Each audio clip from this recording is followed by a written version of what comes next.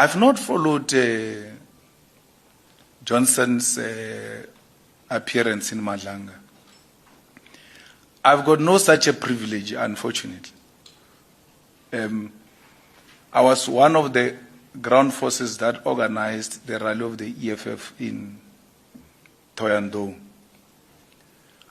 And if you know what it means to organize, you have no such a privilege to sit down and watch a television and proceedings.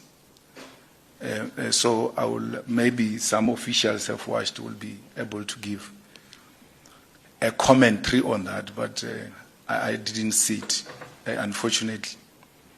And then I came back from Thohoyandou.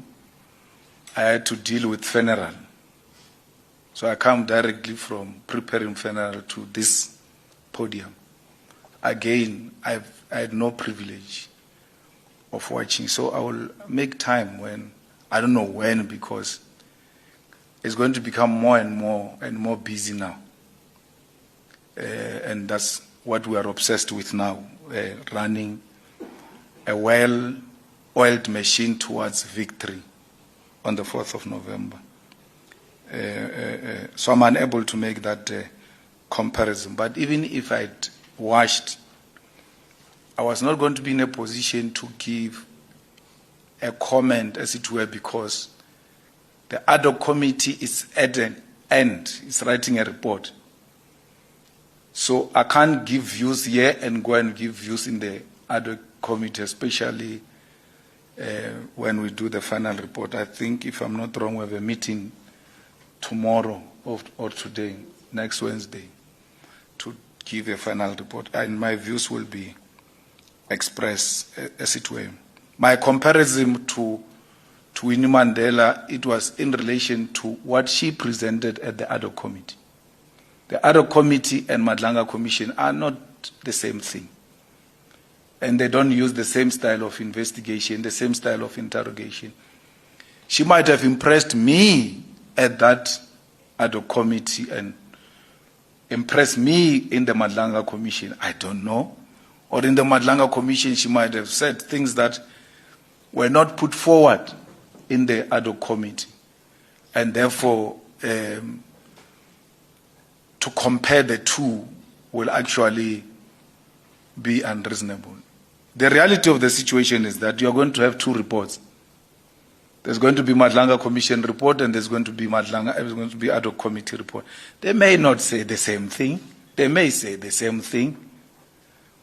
So they all depend on the facts that were presented and the evidence that was presented before the two committees.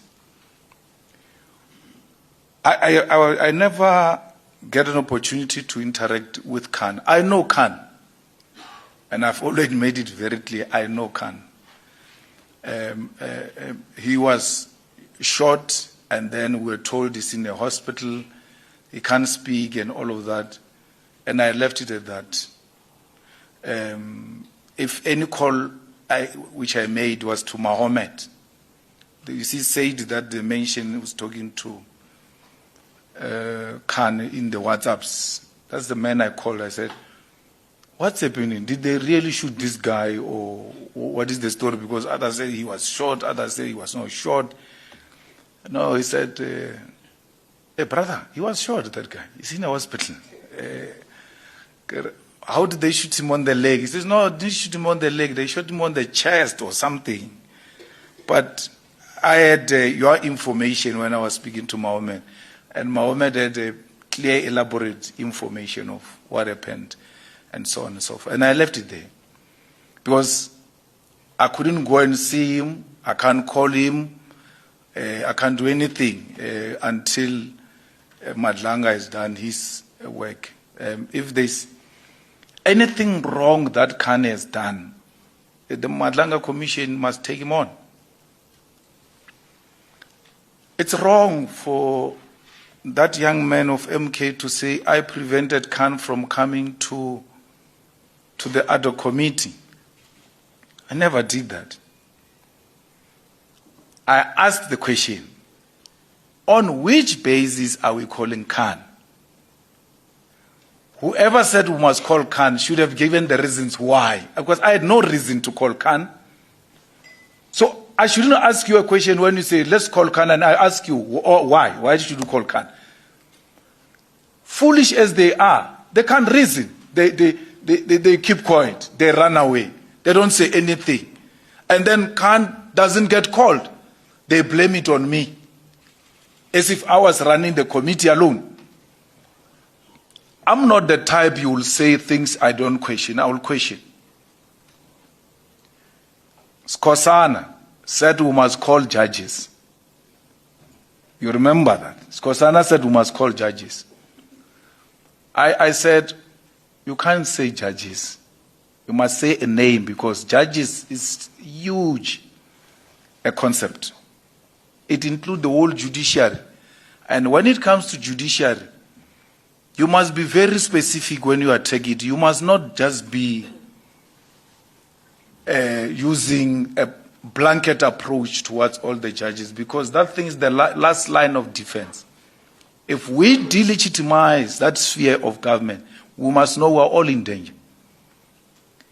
So, Skosana, which judge do you want us to call? He says, yeah, Julius Malema. Julius Malema is the one who's criticizing judges. Now he says, we must not call judges. You see, that's the problem of people who don't think. I ask you, which judge we must call? You say Julius Malema. Am I a judge? I'm saying to you, I thought he doesn't understand English. I even said to him in Zulu, Faki gama baba. That's how we work here. I gave him a name because he's a coward. They are all cowards and they behave like they're brave. I said, do you want to call Judge Ludwaba? You must go and listen to those things. They're recorded in that thing of parliament where they record everything. I said, you want to call Judge Ludwaba because everybody here speaks about Judge Ludwaba, that Judge Ludwaba has been given a bribe, Judge Ludwaba gave bail, is that the person you want us to call? He couldn't budge. He went to Twaka.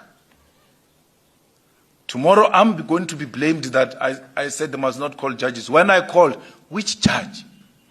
He was going to put a name and I was going to say, why? Why this one? They said we must call them on the basis that they are mentioned. I said Zuma is mentioned. If there's an issue I take with that committee, is that Mkwanazi said Mtetwa called him and said to him, you must employ Mdluli in the crime intelligence. And then Mkwanazi refused. And after he refused, Mkwanazi went to tell the president, who was Zuma, and said to Zuma, this guy wants me to do a wrong thing by appointing Mdluli without following a due process. Zuma said to him, resign manje, ithi ngithola omunye uzo-acta before resign. Instead of Zuma saying, what are you saying? He wants you to commit wrong things. Give me time, let me call that minister and hold him accountable. We never called Zuma to ask him, why didn't you call Mtetwa, who made Mkwanazi to appoint a person wrongfully as a president? So if we are using the basis that a person is mentioned must be called, Zuma was mentioned. Mbalula was mentioned. Many people were mentioned there. But there was no basis within which we wanted to call them. So that's the question I asked about Khan. Why?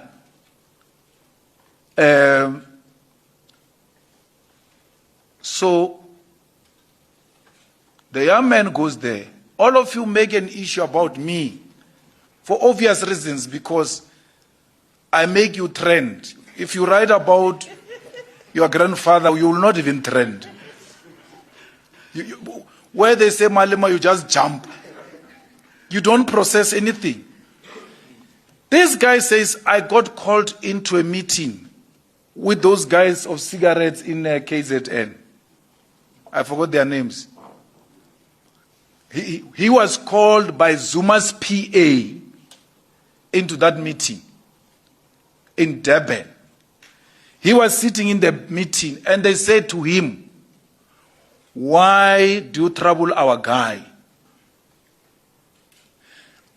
As he's still trying to justify himself, they take out a phone and call Khan and put Khan on the speaker and make him to talk to that guy. Those guys don't trend. Zuma doesn't trend. Zuma doesn't trend. I want to say their names, man. They will think I'm scared of them. What are their names? Those cigarette guys who used to work with Duduzani in KZN. No, there's a guy, man. He's known in KZN for cigarettes, and he's an Indian guy for cigarettes and security. Kaji. They are the Kajis. Kaji. They call him. He tells Madlanga. Kaji calls Khan and put him on the thing, on video call, and then Khan starts saying the things he said to this guy. Kaji doesn't trend. I'm asking you the name here deliberately. You don't even know it. A name of a person who called a member of an ad hoc committee to speak to Khan. That is not a problem to you. Zuma, who organized that young man knew that if he's called by that lady of Zuma to a meeting and he doesn't go to that meeting, the job is finished. Zuma doesn't trend for organizing a meeting where they try to squash Khan's case with Kaji in the corners. It's not an issue, that. But it's like, I organized a meeting for that guy. That guy mentions that thing, all of it in the Madlanga Commission, and then says, outside all of that criminality, says Malema is the one who stopped the ad hoc committee to call Khan. That is a big issue. We all refuse to think, how can Malema stop the whole committee? And he reminded me, but I lived that life from when I was young. I used to be, my parents used to be called to school because I caused a strike that lasted for more than 3 months. So parents had to be called. And we're in a school where learners were more than 1,000, overcrowded. So when they call parents, I've got two options, either to send my mother or my grandmother. My mother was not an option. She was going to agree with those people, or this thing is a problem. So my grandmother will go. More than 100 parents will speak in one language. And then they will ask my grandmother to respond. And she will defeat them with one question only. And she will be speaking in Veneg. Are the raur bana ba ba ntšhintšhi ba lena ba ba tetše mo ba ntšha ke sello a lete sello bana ba ka mogana bona. And then that guy says the same thing. Or batho ba le ba ado comic ka mogana bana ba tetše kua ba stopile ke sello a lete or ba bitše Khan. Me. So he's also confessing that he's useless himself. He doesn't belong to the EFF. Why didn't he insist? You all know in that committee, when they stop you, but that your time is finished, you always find a way to come back, maneuver, order, chair. Skosana used to harass us there. If you go and look at the times, who spoke more than any other person in that committee, you're going to find this Skosana of MK, who said a lot of nothing. Only to come and say, Julius. And then Madlanga writes me questions about Khan and Mohammed speaking to each other. So they say Malema says this. The chief says he wants a VBS docket. What? And then they ask me, I must respond to the conversation of two adults who are talking about me. Like you all do, without me being the CIC chief, they say chief that. All Madlanga investigators must do is that, okay, these guys said to Khan, we want a VBS case number, a person who opened the case, the address. Then look between that date where the case was asked or when it was retrieved from the files of the police and the day of Matlanga, and go and ask the investigating officer, what happened? They wanted a case, perhaps they wanted to intimidate you or the witnesses. So in between year and year, what happened?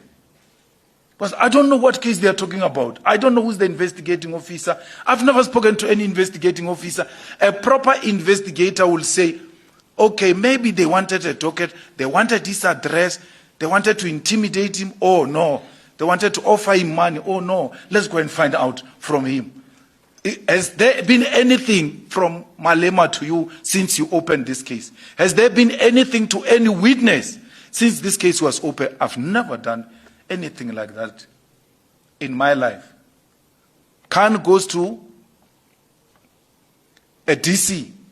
The chair is Nhlanhla Mkhwanazi.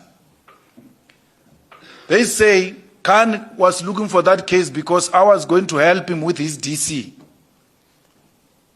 With Chackalson, by implication, he implies that I did that. If I did that, I did it with Nhlanhla Mkhwanazi then. Because Khan was cleared by Nhlanhla Mkhwanazi, who came to the committee and said, actually Khan deserves an award from SAPS. That's Nhlanhla Mkhwanazi saying that about Khan. That's Julius Malema saying that about Johnson. No one says, look at this, look at this.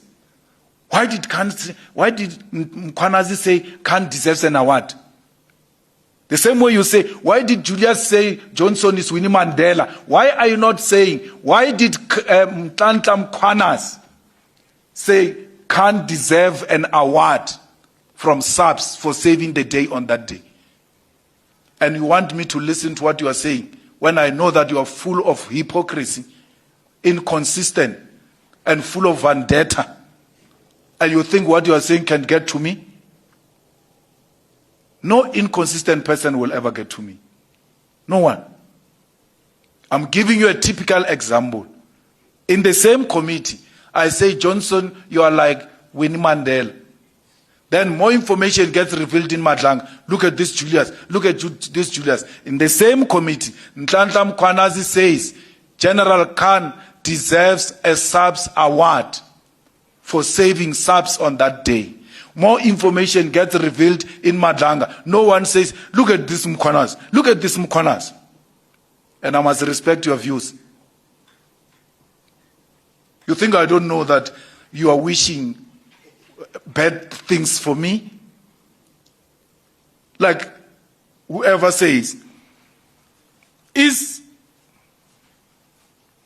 the EFF image damaged by those allegations that got revealed? Which allegations? Which allegations got revealed where against the EFF? And you say perception is everything in politics. Fine, I agree with you. But which perception did you use? Which measure did you use to measure that there is a negative perception against the EFF on the basis of what was revealed in Matlanga?